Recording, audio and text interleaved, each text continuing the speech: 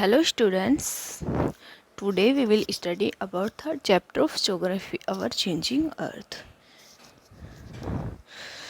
इस वीडियो में हम देखेंगे अर्थ के अंदर various process and various forces के कारण क्या क्या चेंज आते हैं. फर्स्ट ऑफ ऑल हमें ये देखना है कि the lithosphere is broken into a number of plates known as the lithospheric plate. ये जो लिथोस्फेरिक प्लेट है एक स्लो मूवमेंट में रोटेट करती रहती है.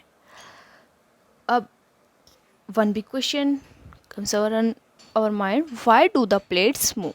The plates move because of the movement of the molten magma inside the earth. Plate की इस गति के कारण पृथ्वी की सरफेस पर काफ़ी चेंजेस होते हैं. And the earth movements are divided on the basis of the forces which cause them. तो पृथ्वी के अंदर एक बल एक फोर्स क्रिएट होता है जिसे कहते हैं हम एंडोजेनिक फोर्स. और जो फोर्स पृथ्वी की सरफेस पे क्रिएट होता है उसे कहते हैं हम exogenic force. The forces which act in interior of the earth are called as endogenic force, and the forces what the work on surface of the earth are called as exogenic forces.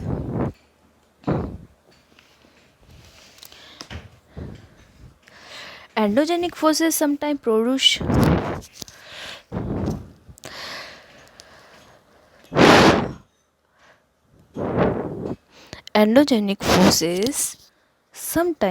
sudden movement and at the other times produce slow movement.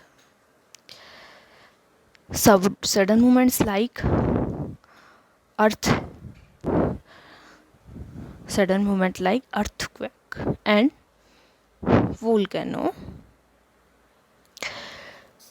cosmos destruction over the surface of the earth. जो endogenic force है वो कभी कभी suddenly move create करते हैं तो कभी slow movement create करते हैं. वोल्केनो एंड अर्थक्वेक जैसे आकस्मिक गति के कारण पृथ्वी की सतह पर अत्यधिक हानि होती है. Volcano is an opening or rupture in a planet's surface or crust, which allows hot molten rock, ice and gases to escape from below the surface.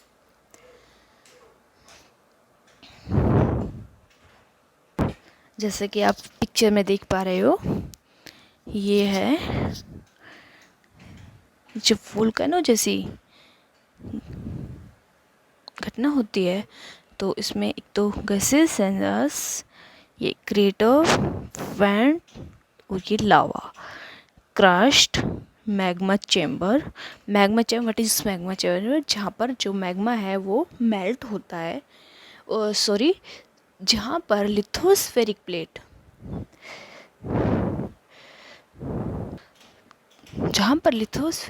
Divergent margin के थ्रू नीचे जाकर मेल्ट होती है और जहाँ पर वो मेल्ट होती है उसे ही हम बोलते हैं मैग्मा चैम्बर. ये mental.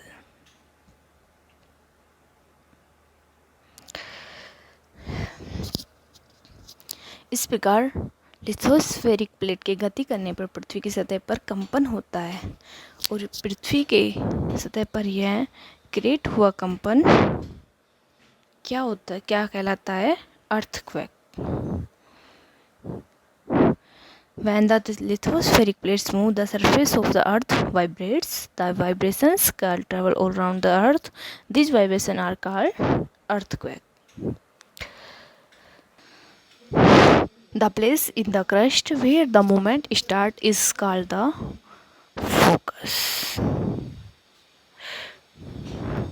focus.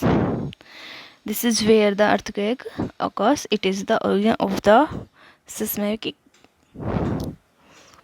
seismic energy.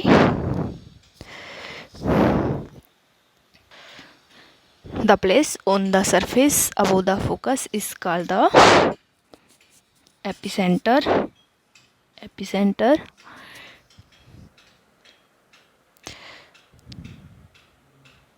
Vibration travel outward from the epicenter as wave.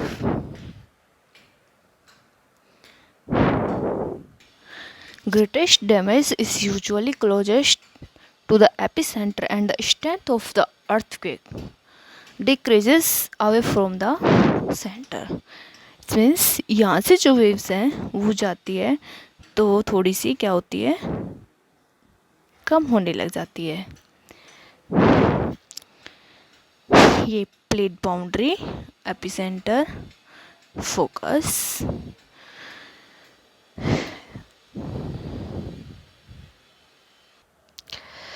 Although earthquakes cannot be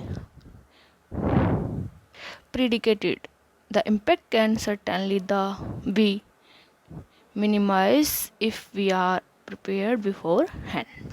भूकंप की कोई भविष्यवाणी नहीं की जा सकती, लेकिन अगर हम पहले से प्रिपेयर रहते हैं तो इसके जो इफ़ेक्ट है उसको डेफिनेटली क्या है, कम किया जा सकता है. Some common earthquake prediction methods adopted locally by people include studying animal behavior.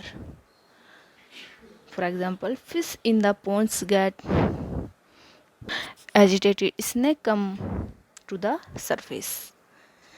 कुछ लोकल लोग हैं, कुछ नॉर्मल वे में भूकंप की जो पॉसिबिलिटी का अनुमान लगाते हैं.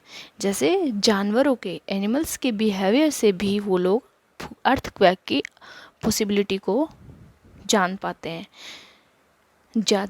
पोंड तालाब में जो मछलियों की उत्तेजना होती है और जो स्नेक है वो उनका सरफेस पर आना, इस बात का एक संकेत होता है, सिंबल होता है कि कुछ हानि होने वाली है.